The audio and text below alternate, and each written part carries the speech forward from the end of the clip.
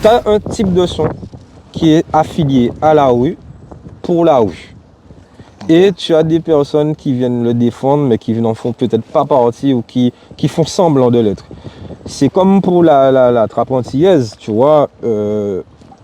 Je vais utiliser le terme guignol. C'est comme si tu as un guignol qui va venir chanter sur un son en mode on tire sur les gens, on fait de l'argent grâce à la drogue, alors que tout le monde sait que c'est pas le cas, personne ne va le prendre au sérieux. Donc au final, peut-être qu'il y a aussi ce désintéressement par rapport à ça.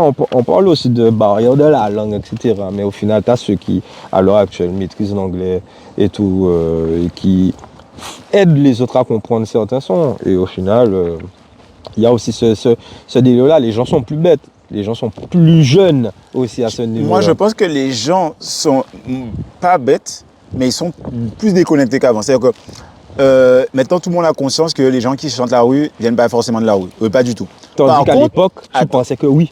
Oui, à l'époque, les gens pensaient que oui. Mais maintenant, ça ne veut pas dire que les gens savent qu'ils ne viennent pas de la rue, mais ça ne les empêche pas de kiffer le son quand même.